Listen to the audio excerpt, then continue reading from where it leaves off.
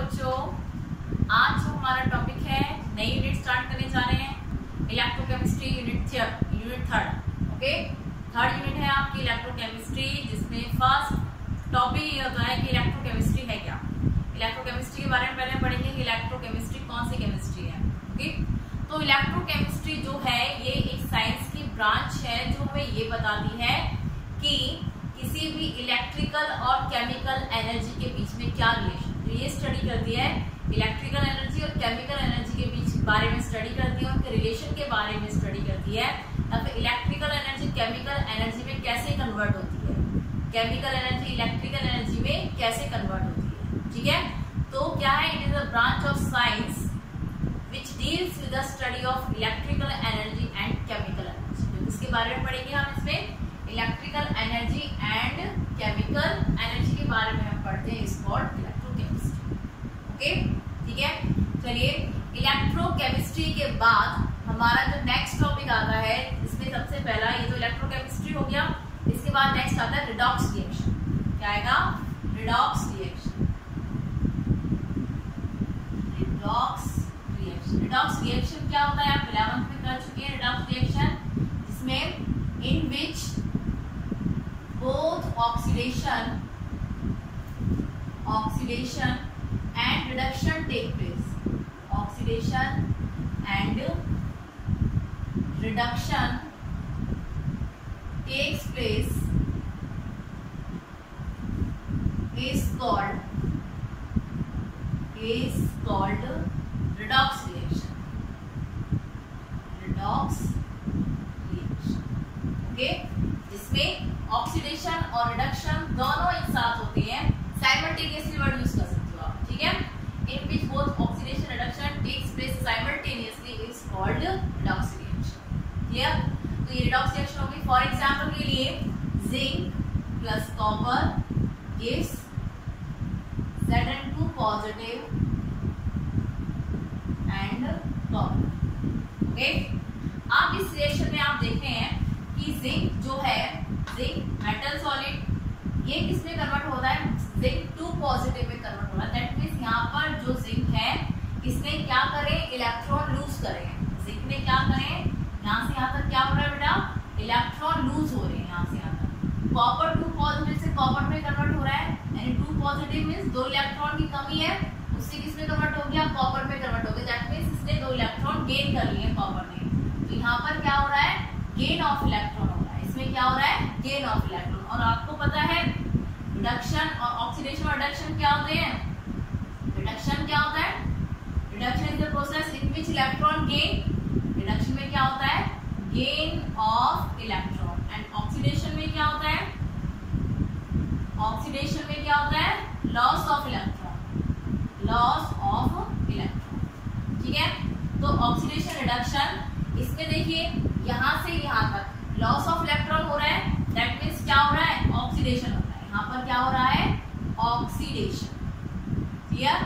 Copper 2 positive से copper में convert हो रहा है, गेन ऑफ इलेक्ट्रॉन है, दैट मींस ये क्या हो रहा है, आपका रिडक्शन हो रहा है। ये क्या हो रहा है, रिडक्शन। तो ऑक्सीडेशन रिडक्शन दोनों एक साथ हो रहे हैं, उस रिएक्शन को हम कौन सी रिएक्शन बोलते हैं, रिडॉक्स रिएक्शन। कौन सी रिएक्शन बोलेंगे, रिडॉक्स रिएक्शन। ओके, आ गया redox reaction, reduction and oxidation. अब उसके बाद आता है तुम्हारा reducing agent, reducing agent and oxidising agent and reducing agent. Okay, reduction is gain of electron and reducing agents are those substance which lose electron,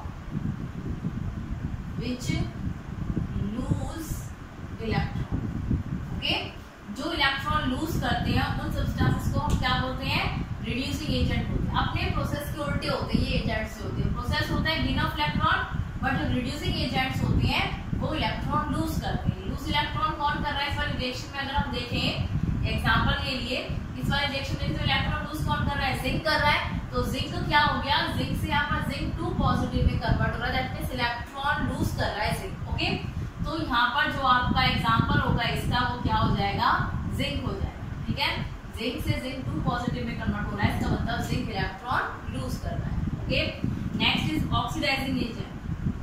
oxidising agent, oxidising agents कौन से होते हैं? Those substance which gain electron, those substance which gain electrons, okay. For example क्या होगा आपका copper, copper 2 positive से copper में convert हो रहा है, 2 इलेक्ट्रॉन गेन कर रहा है ये। कॉपर 2 पॉजिटिव जब 2 इलेक्ट्रॉन गेन कर लेगा तभी तो कॉपर में कन्वर्ट होगा।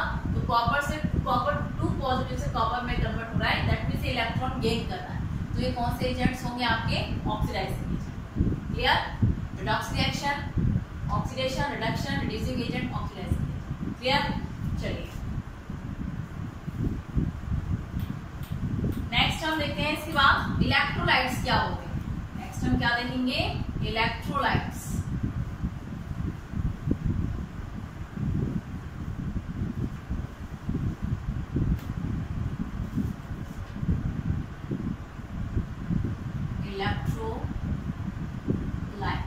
इलेक्ट्रोलाइट्स क्या होते हैं? ओके, इलेक्ट्रोलाइट्स क्या होते हैं? ये ऐसे सब्सटेंस होते हैं जो अपने में से इलेक्ट्रिसिटी पास होने देते हैं इन देयर एक्वस सॉल्यूशन। ठीक है, दो सब्सटेंस, डेफिनेशन देखिए क्या है इसकी, those substance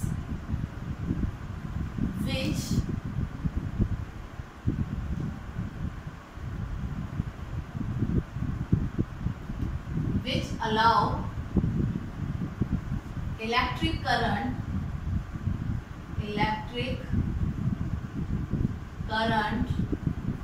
to pass through them,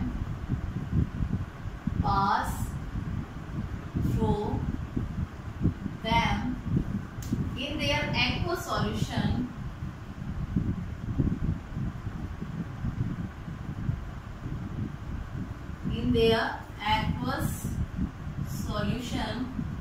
with a chemical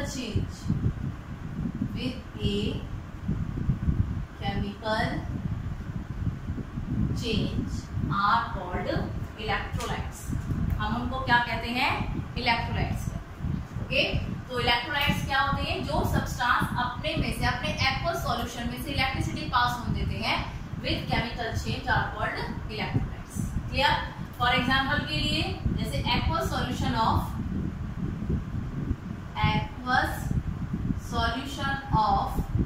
किसका एक्वस सॉल्यूशन होगा? फॉर एग्जांपल के लिए NaCl, HCl, ओके, H2SO4, ये सारे कौन से होंगे? आपके इलेक्ट्रोलाइट्स होंगे। क्या होंगे ये सारे? आपके इलेक्ट्रोलाइट। कॉपर सल्फेट, ओके, इनमें कॉपर सल्फेट भी लिख सकते हो आप, CuSO4, ये सारे आपके इलेक्ट्रोलाइट्स। ठीक है भाई। आप कोई भी सब्सटेंस होता है वो अपने से इलेक्ट्रिसिटी पास क्यों होने देता है? क्या प्रॉपर्टी होती है इसकी? तो किसी भी सब्सटेंस के एक्वस सॉल्यूशन में जहां पर फ्री इलेक्ट्रॉन्स या आयंस होते हैं, क्या होते हैं? जहां पर फ्री आयंस जहां पर होते हैं वहां पर इलेक्ट्रिसिटी इजीली पास हो जाती है। तो it is due to only movement of free ions. किसकी वजह से होता है ये? फ्री आयंस के मूवमेंट की वजह से इनमें से इलेक्ट्रिसिटी पास होती है। ओके, नेक्स्ट है आपके non electrolytes. Non electrolytes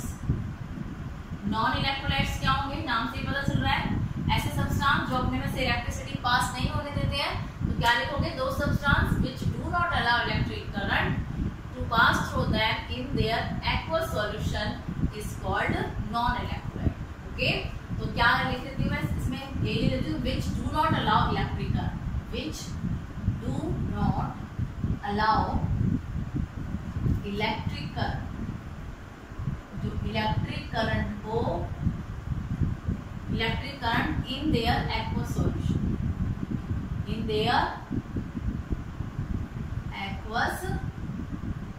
solution, okay. For example के लिए कौन से होंगे? यूरिया क्या होता है? NH2CO, NH2 यूरिया हो गया। Sucrose, glucose, sucrose is C12, H22, O11, glucose is C6, H12, O6। Okay, तो ये सब जो है जब इनमें से इलेक्ट्रिसिटी पास की जाती है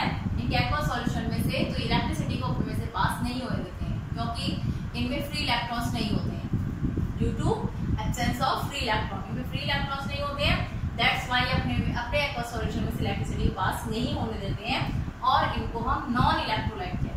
क्या कहते हैं इनको हम? Non electrolyte. Okay, types of electrolyte. Next is types of electrolyte.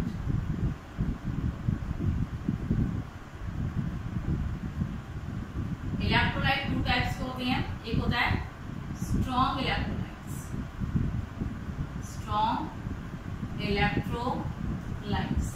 Strong electrolytes वो होते हैं, एक स्ट्रॉन्ग इलेक्ट्रोलाइट्स होते हैं, वीक इलेक्ट्रोलाइट होते हैं। दो तरह के होते हैं electrolyte, strong and weak electrolyte. तो स्ट्रॉन्ग इलेक्ट्रोलाइट वो इलेक्ट्रोलाइट्स होती हैं जिनमें से, अब इलेक्ट्रोलाइट्स तो हमें पता है कि वो होते हैं जो अपने एक्वा सॉल्यूशन से इलेक्ट्रिसिटी पास होने देते हैं, ठीक है।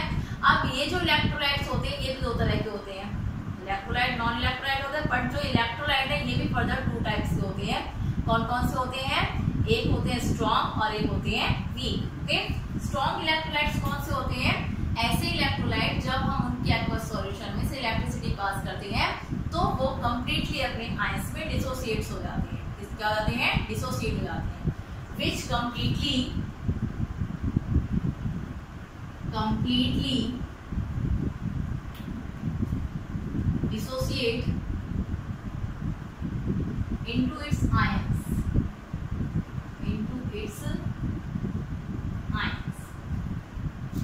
ओके, जो कंप्लीटली अपने आयंस में डिसोसिएट हो जाते हैं। फॉर एग्जांपल के लिए HCl, for example HCl, KCl, NaOH,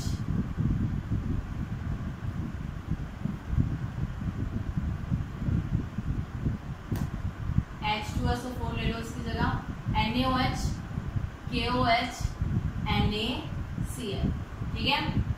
sulphuric acid, hydrochloric acid, ये है आपके strong acid, these are strong base, and ये है सॉल्ट, स्ट्रॉन्ग सॉल्ट। ओके, तो ये है आपके इलेक्ट्रोलाइट जो जिनमें से हम इलेक्ट्रिसिटी पास करते हैं जिनके एक्वस सॉल्यूशन में से, और वो कंप्लीटली अपने आयंस में डिसोसिएट हो जाते हैं, उनको हम बोलते हैं strong electrolytes. Clear? Strong electrolyte ये HCl हो गया, hydrochloric, sulphuric acid, sodium hydroxide, potassium hydroxide and sodium chloride, ये सारे क्या है आपके स्ट्रॉन्ग इलेक्ट्रोलाइट्स हैं। क्लियर? नेक्स्ट है आपके वीक इलेक्ट्रोलाइट्स। वीक इलेक्ट्रोलाइट्स कौन से होते हैं? जिनमें से हम इलेक्ट्रिसिटी पास करें और वो कंप्लीटली अपने आयंस में डिसोसिएट नहीं होते। इलेक्ट्रिसिटी तो हमें से पास हो जाती है बट वो कंप्लीटली अपने आयंस में डिसोसिएट नहीं होते हैं। तो नेक्स्ट है आपका A and B is your weak electrolyte. Weak electrolytes. तो weak electrolytes कौन से होते हैं? Which do not dissociate completely into its ions. Okay? For example क्या होगा इनका? Acetic acid, okay, and ammonium hydroxide. Acidic acid तो देखिए इनमें ना ये जो होते हैं आपके वीक इलेक्ट्रोलाइट्स, इनमें इनके आयंस, इनके जो आयंस होते हैं जितने आपके डिसोसिएट होते हैं अपने आयंस में, जितना इलेक्ट्रोलाइट अपने आयंस में डिसोसिएट होता है, और जो अनडिसोसिएटेड आयंस होते हैं उनके बीच में इक्विलिब्रियम होता है। क्या होता है? इक्विलिब्रियम। फॉर एग्जांपल जैसे एसिडिक एसिड ले लीजिए, CH3COOH, इलेक्ट्रिसिटी हम इसमें से पास करेंगे तो कैसे ब्रेक डाउन होगा? ये CH3COO नेगेटिव प्लस में H पॉजिटिव। ओके, अब क्या है आपका कि इनमें क्या होता है? इक्विलिब्रियम होता है। क्या होता है इसमें? इक्विलिब्रियम होता है कि जो आयंस अपने जितना इलेक्ट्रोलाइट अपने आयंस में टूट गया है, और यहाँ पे कौन से अनआयनाइज्ड इलेक्ट्रोलाइट है, थोड़ा बहुत टूट गया, थोड़ा बहुत नहीं टूटा है, इनके बीच में क्या होता है? इक्विलिब्रियम होता है। क्या होता है? इक्विलिब्रियम होता है। ओके, तो CH3COOH यानी जो आपके वीक इलेक्ट्रोलाइट होते हैं उनमें जो आपके आयंस होते हैं, डिसोसिएटेड आयंस और अनडिसोसिएटेड आयंस के बीच, अनडिसोसिएटेड इलेक्ट्रोलाइट के बीच में क्या होता है? इक्विलिब्रियम होता है। ठीक है, यहाँ पे इक्विलिब्रियम अटेन हो जाता है। क्लियर? अब उसके बाद हम करेंगे ओम्स लॉ। इसके बाद क्या आता है आपका? Ohm's law. कर चुकी हो ओम्स लॉ फिजिक्स में? ओके, ओम्स लॉ देखते हैं कि ओम्स लॉ क्या होता है।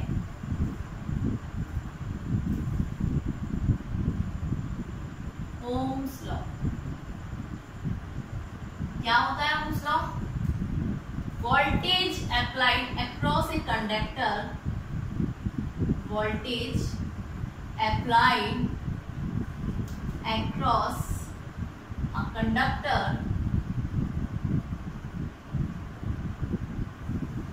is directly proportional to the electric current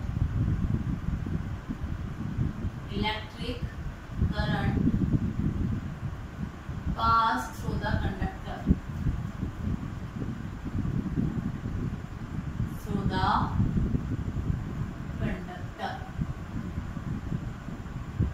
passed through the conductor. Okay, voltage applied across a conductor, voltage is V.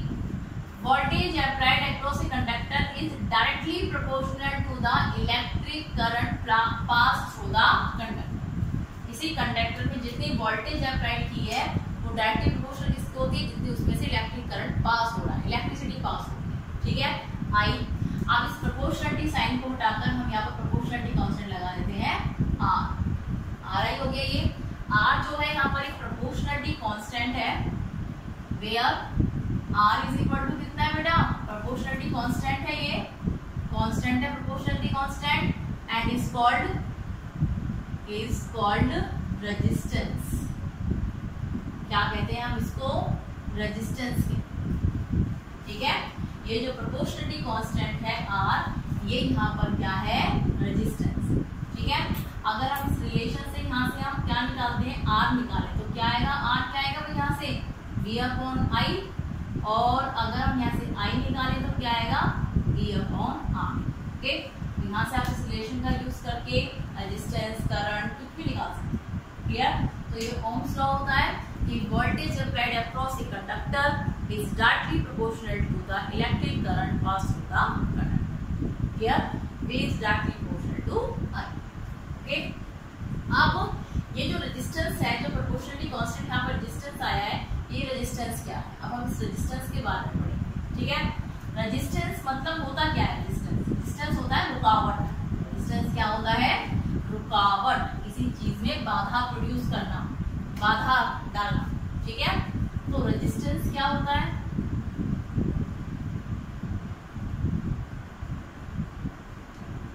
Resistance इसको हम रिप्रेजेंट करते हैं आर से। ओके, तो रेजिस्टेंस क्या होता है कि किसी भी कंडक्टर में इलेक्ट्रिसिटी पास होने में जो रुकावटें प्रोड्यूस होती हैं। ठीक है, द ऑब्स्ट्रक्शन, ऑब्स्ट्रक्शन मींस क्या होता है? रुकावटें जो होती हैं produce to flow a electric current is called resistance. Okay, तो किसी भी इलेक्ट्रिक करंट को पास होने में जो रुकावटें पैदा होती है उसको हम क्या कहते हैं? रेजिस्टेंस कहते हैं। ठीक है, क्या लिखोगे? Measure of the obstruction to flow electric current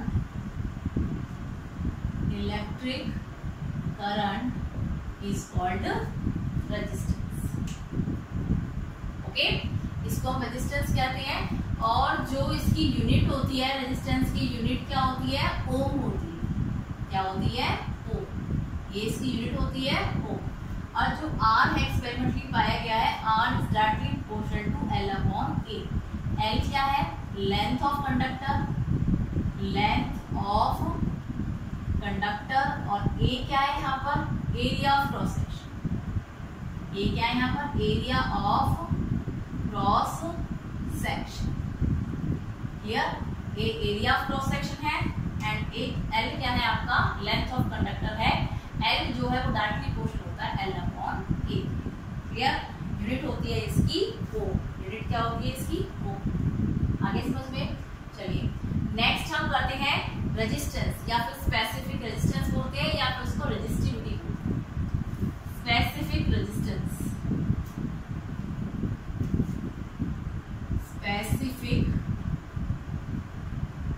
resistance और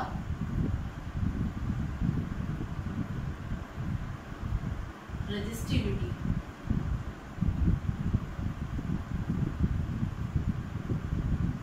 इसको रिप्रेजेंट करते हैं हम रो से। Okay, it is represented by rho. Rho क्या है, रेजिस्टिविटी क्या है, स्पेसिफिक रेजिस्टेंस या रेजिस्टिविटी क्या है। अब हमें पता है जो R होता है वो डायरेक्टली प्रोपोर्शनल होता है L अपॉन A होता है, resistance directly proportional L upon A। इस प्रोपोर्शनलिटी साइन को हटाकर हमने यहाँ पर लगा दिया रो इनटू L अपॉन A। आगे इतना।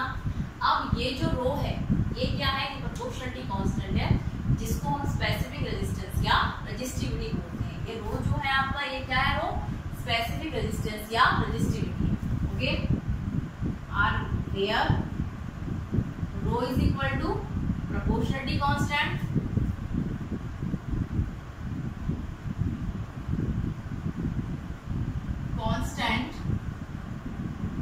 is called resistivity। क्या बोलेंगे हम इसको, रेजिस्टिविटी।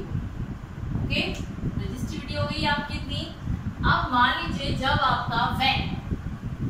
आपकी कंडक्टर की लेंथ 1 सेंटीमीटर होगी, लेंथ है ये कंडक्टर की, ये वाली जो लेंथ है, when L is equal to 1 centimetre, यानी कंडक्टर की लेंथ 1 सेंटीमीटर हो एंड एरिया जो है, area of cross section 1 centimetre square हो, तो क्या होगा, R is equal to rho हो जाएगा। ये भी 1 हो गई, ये भी 1 हो गई, तो R इज इक्वल टू क्या हो जाएगा, रो। तो कैसे डिफाइन कर सकते हो आप स्पेसिफिक रेजिस्टेंस या रेजिस्टिविटी को, कैसे डिफाइन कर सकते हो।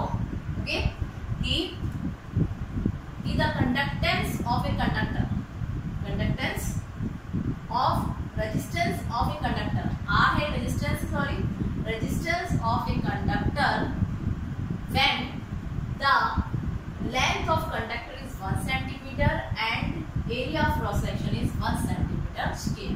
ठीक है, किसी कंडक्टर का रेजिस्टेंस उस टाइम पर जब उस कंडक्टर की लेंथ कितनी हो, 1 सेंटीमीटर हो and area of cross section कितना हो, 1 सेंटीमीटर स्क्वायर। किसी कंडक्टर की लेंथ 1 सेंटीमीटर हो, area of cross section 1 centimetre square, उस टाइम पर उस कंडक्टर का जो रेजिस्टेंस होता है, उस रेजिस्टेंस को हम स्पेसिफिक रेजिस्टेंस या रेजिस्टिविटी। क्लियर।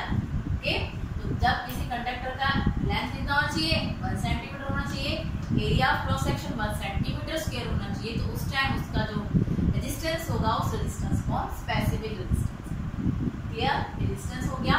चलिए नेक्स्ट स्पेसिफिक रेजिस्टेंस हो गया। नेक्स्ट हम लिखेंगे कंडक्टेंस। नेक्स्ट हमारा क्या टॉपिक है, conductance, and it is represented bye, पहले इसकी यूनिट देख लेते हैं। चलिए, इसकी यूनिट क्या होगी भाई, यूनिट रहेगी इसकी। यूनिट हमें पता है R is equal to rho into L upon A। Rho यहाँ से निकाल लिया, हमें स्पेसिफिक रेजिस्टेंस की तो देखनी है यूनिट। स्पेसिफिक रेजिस्टेंस रो की हमें निकालनी, तो क्या होगा, R into A upon L हो जाएगा। R की यूनिट क्या होती है, रेजिस्टेंस की ओम, रेजिस्टेंस की यूनिट क्या होती है, ओम। एरिया की क्या होती है, centimetre square, length is centimetre, तो ये क्या हो जाएगा, ओम सेंटीमीटर। ओके, तो इसकी यूनिट होगी, स्पेसिफिक रेजिस्टेंस है, इसकी यूनिट क्या होगी, ओम सेंटीमीटर। ये पूछ ली जाती है, बहुत पूछी जाती है, ये यूनिट क्या होती है, रेजिस्टेंस की क्या होती है, स्पेसिफिक रेजिस्टेंस की क्या होती है, कंडक्टेंस पढ़ोगे, कंडक्टेंस की क्या होती है, स्पेसिफिक कंडक्टेंस की यूनिट क्या होती है, तो 1 मार्क में यूनिट जो है पूछ ली जाती है। ओके, तो क्या है आपकी यूनिट, क्या होगी इसकी, ओम सेंटीमीटर इसकी यूनिट। क्लियर। चलिए नेक्स्ट हम देखते हैं कंडक्टेंस क्या है। नेक्स्ट क्या देखेंगे, कंडक्टेंस क्या होता है, जिसको हम रिप्रेजेंट करते हैं G से।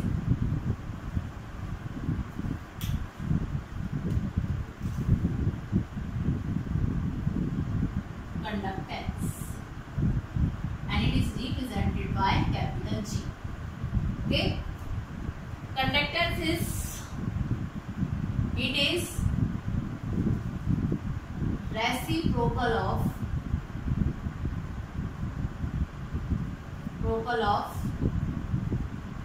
resistance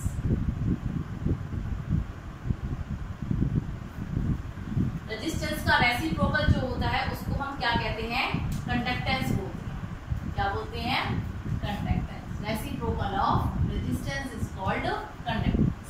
ओके, तो G जो है रेसिप्रोकल है रेजिस्टेंस का, तो ये 1/r के बराबर हो गया। G is equal to 1/r, it is reciprocal of resistance. तो रेजिस्टेंस अलग होता है, G इज इक्वल टू क्या हो जाएगा, 1/r।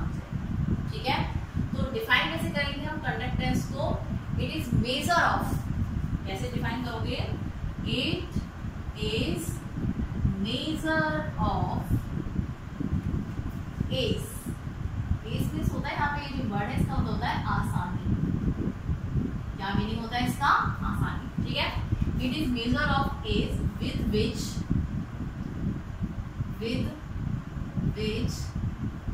Electric current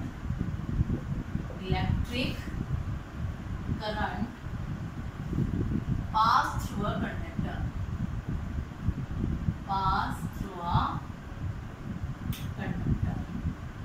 okay. जिस आसानी के साथ किसी भी कंडक्टर में से इलेक्ट्रिसिटी पास होती है, उस आसानी को हम क्या बोलेंगे, उसकी कंडक्टेंस। ठीक है, रेजिस्टेंस का अपोजिट हो गया ये बिल्कुल। रेजिस्टेंस का रुकावट को मेजर करना, कितनी रुकावटें प्रोड्यूस हो रही है किसी इलेक्ट्रिक करंट में।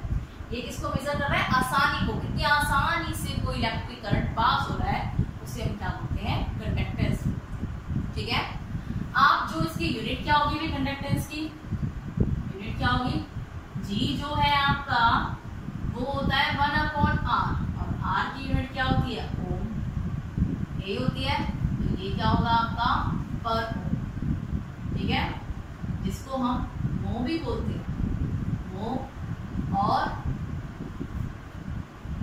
और बोलते हैं हम इसको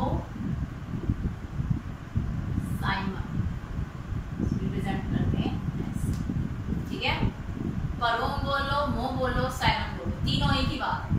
ठीक है, पर ओम, मो और साइमन तीनों ये एक ही चीज होती है, और जो किसकी यूनिट होती है, G यानी कंडक्टेंस की। किसकी यूनिट होती है, कंडक्टेंस की यूनिट होती है पर ओम। क्लियर, चलिए अब कंडक्टेंस के बाद आता है हमारा स्पेसिफिक कंडक्टेंस। कंडक्टेंस के बाद क्या आएगा, स्पेसिफिक कंडक्टेंस और कंडक्टिविटी। स्पेसिफिक कंडक्टेंस और कंडक्टिविटी। ठीक है, स्पेसिफिक कंडक्टेंस और conductivity, and it is represented by kappa।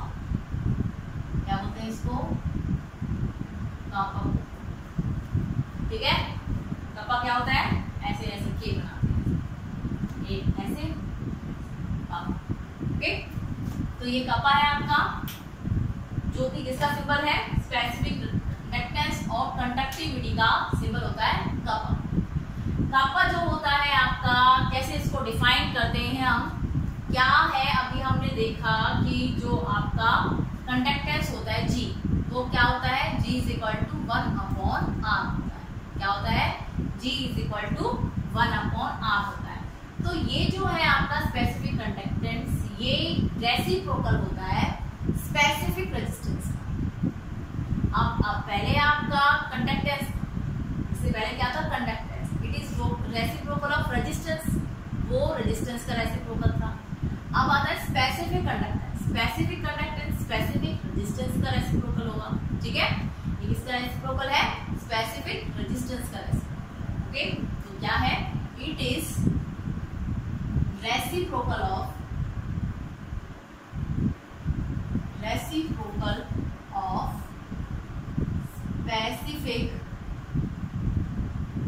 Specific resistance. Specific resistance का ये रेसिप्रोकल होता है। तो कापा इज इक्वल टू क्या होगा, 1/ρ। कापा इज इक्वल टू क्या होगा, 1/ρ। और रो क्या होता है आपका, रो इज इक्वल टू इसके बराबर होता है R इंटू A/L। यही होता है रो, R इंटू A/L के बराबर होता है ये। क्लियर, रो और रो की वैल्यू को आप यहाँ पे रख दीजिए, तो कापा क्या होगा, कापा इज इक्वल टू कर दीजिए 1/r इंटू A/L। इसको सॉल्व करो, ये क्या हो जाएगा 1/r इंटू L। ये तो होगा ओके। और 1/r क्या होता है, 1/r क्या होता है भाई G, तो ये हो जाएगा G इंटू L। ऐसे लिख सकते हो 1/r G तो होता है conductance is equal to 1/r, conductance resistance का रेसिप्रोकल होता है, तो G is equal to L/E। ये हो गया इतना, ठीक है। तो क्या होगा, ये आपका इतना हो गया। ये जो L/A होता है ना, ये जो L/A होता है इसको हम बोलते हैं सेल कांस्टेंट। क्या बोलते हैं इसको, सेल कांस्टेंट, ठीक है, जिसको हम रिप्रेजेंट करते हैं G स्टार से।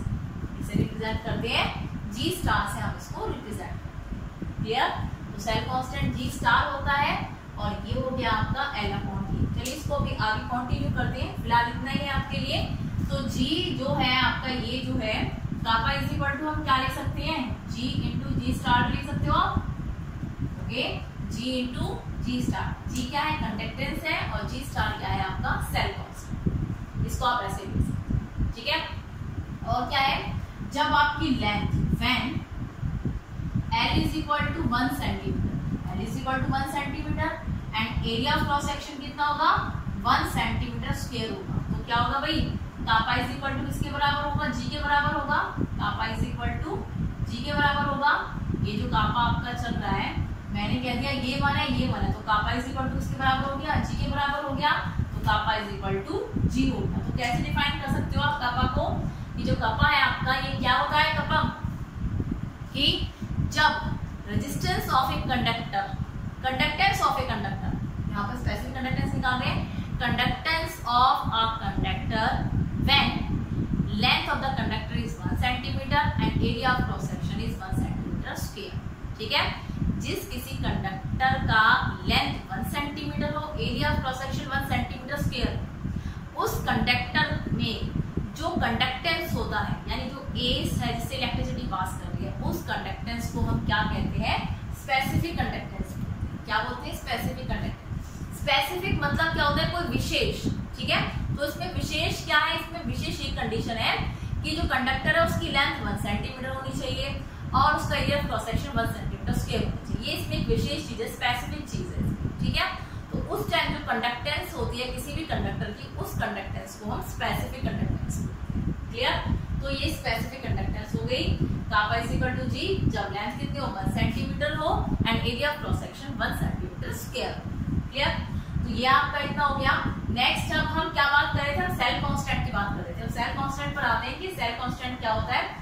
G स्टार से हम रिप्रेजेंट करते हैं सेल कांस्टेंट को, और ये L/A जो अभी तक आपने देखा था कि R जो है डायरेक्टली प्रोपोर्शनल L/A के होता है लेंथ अपॉन में एरिया।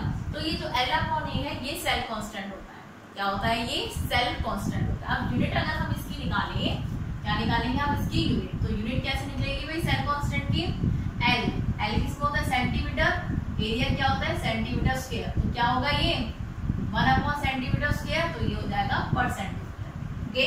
तो इसकी जो यूनिट होती है वो पर सेंटीमीटर होती है। क्लियर। यूनिट सबकी याद रखना है, 1 मार्क्स में क्वेश्चन पूछ जाते हैं किसकी यूनिट क्या है उसकी क्या है। क्लियर। तो ये हो गई आपकी इनकी यूनिट्स। अगर आपसे कोई पूछ ले कि रिलेशन बताइए किस किस के बीच में, कापा यानी specific conductance, conductance and cell constant, conductance, specific conductance and cell constant के बीच में रिलेशन बताइए। किस किस के बीच में कहा रिलेशन, रिलेशन बिटवीन कंडक्टेंस यानी G, specific conductance kappa and cell constant G star, इनके बीच में रिलेशन बताएं। तो रिलेशन आप कैसे बताओगे इनके बीच में, रिलेशन बताने के लिए इन तीनों की एक ऐसी रिलेशन बताना है जिसमें तीनों आते हैं। तो क्या होता है, कापा इज इक्वल टू क्या होता है G इंटू G स्टार, कापा होता है G इंटू G स्टार, या फिर हम क्या लिख सकते हैं G इंटू L/A, या फिर हम इसको लिख सकते हैं G इंटू G स्टार। तो ये इनके बीच में क्या हो गया रिलेशन, ठीक है। तो ये इनका रिलेशन हो गया इनके बीच में। चलिए अब ये जो है आपके टर्म्स हो गई किस किस की, क्या क्या है इसमें, Ohm's law, resistance, Ohm's law, resistance, specific resistance, conductance and specific conductance and cell constant. Clear है आप सबको इतना।